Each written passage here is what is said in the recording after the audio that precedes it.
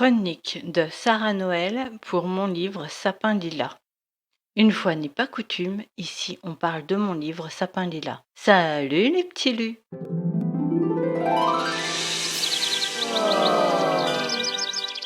Ceci est un podcast totalement improvisé. En effet, je fus très touchée par une chronique faite aujourd'hui sur mon conte moderne Sapin lilas. Euh, on a souvent fait le parallèle de mon écriture avec celle de Monsieur Dickens. J'ai honte de vous le dire, mais je ne l'ai jamais lu. Cette chronique fut réalisée par Sarah Noël, qui est étudiante en anthropologie sociale. Elle vient de me faire pleurer d'émotion. Je vous propose de découvrir ces mots. Première chronique de Sarah Noël. Bonjour à tous. Aujourd'hui, j'aimerais parler avec vous d'une belle découverte littéraire, un conte, Sapin lilas, et son auteur, Alviane Kermoal, aux éditions 7e ciel. Quelques mots d'abord sur Alviane Kermoal. Mère de famille de 4 enfants, Alviane est née en automne 1970. Son premier livre classique lui fut offert pour ses 8 ans. Les bibliothèques devinrent très vite ses meilleurs amis et la création, sa raison d'exister. Alviane peint, dessine et écrit de la poésie, des nouvelles et des contes. Et elle ne manque ni de mots ni de talent pour exprimer ce qu'elle a dans la tête. Les mondes qu'elle arpente depuis sa plus tendre enfance prennent vie sur le papier. Ainsi naissent ces merveilleux textes. Mon ressenti. Je ne sais pas où je vais, j'écris par passion. Cette pensée formulée par l'auteur en préambule de son ouvrage annonce les couleurs de son écriture. C'est un engagement à se laisser porter par l'inconnu, inconnu dans lequel est doucement embarqué le lecteur ligne après ligne, page après page. L'auteur ne pense pas à son écriture, ne l'anticipe pas, elle la ressent. Son travail d'écriture est celui de l'école de la vie. C'est peut-être ce qui fait toute son authenticité. Une écriture honnête et spontanée qui nous régale par la simplicité d'un style en prose, fluide et aéré, et des lignes qui se balancent comme au rythme d'une mélodie. Un Noël, a priori, pas comme les autres, se dévoile au fil du récit. L'auteur nous reconnecte à l'essentiel en nous ramenant à la quintessence des valeurs de cette fête traditionnelle, trop souvent oubliée au profit des intérêts de la grande distribution. Évoquant tout en subtilité les aléas d'une certaine réalité, celle de la vie quand elle nous gifle, de la vie quand elle nous méprise, de la vie quand elle nous contraint, d'une vie de difficulté qui ne se substitue pas à celle d'un conte de fées au prétexte de l'arrivée tant appréciée des festivités. Celle de la vie d'une mère de famille qui affronte ses galères, ses frustrations, qui souffre en silence, sans s'abstenir de rêver d'un meilleur avenir pour ses enfants, sans s'empêcher de conserver cette étincelle d'humanité, cette âme d'enfant espiègle qui nous fait vibrer.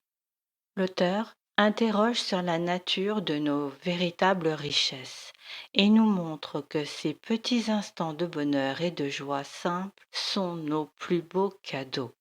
Ces moments de partage, de tendresse, de don de soi qui ne coûtent que le prix d'un sourire, d'un regard, d'une douce étreinte ou encore le plaisir simple d'une dégustation de marrons chauffés à la braise.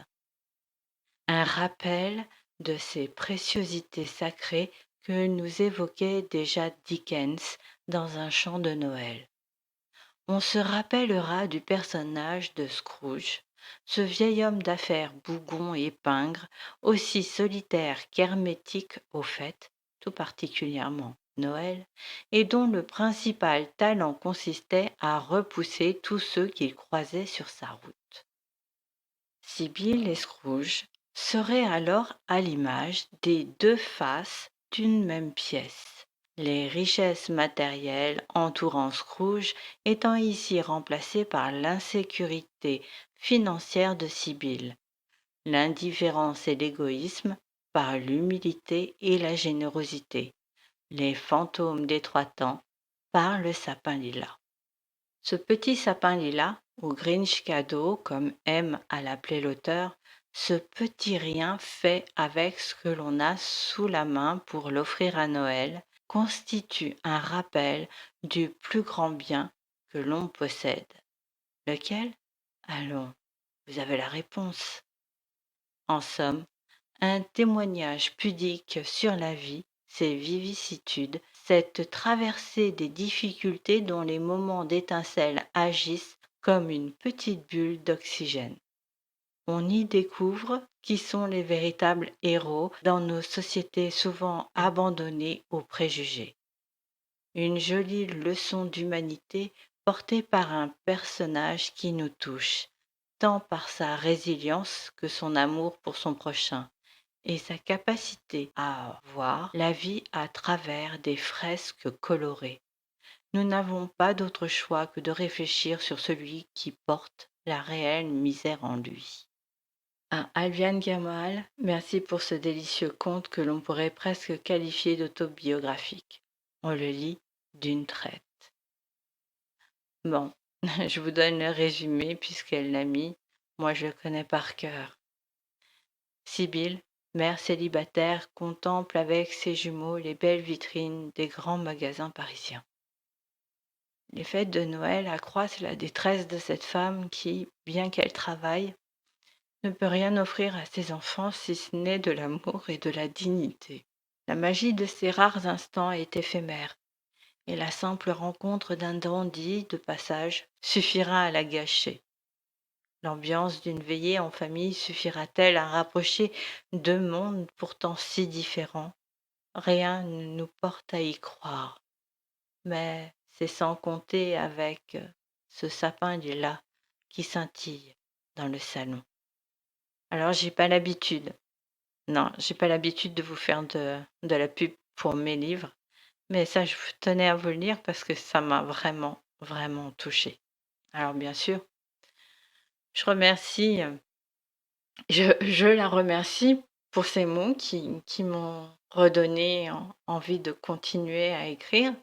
Je remercie Gérald, qui est mon éditeur, qui connaît bien cette histoire aussi. Et puis tous les gens qui me soutiennent dans mes délires et dans mes écritures. Alors, Sapin Lilas, eh ben, en fait, vous pouvez le retrouver à la Fnac, sur des sites, Amazon, BOD. Vous pouvez le commander aussi chez les libraires, enfin, s'ils veulent bien. Ça, c'est une autre histoire. Mais voilà. Je crois que je vais m'arrêter là parce que j'en ai un peu gros sur la patate.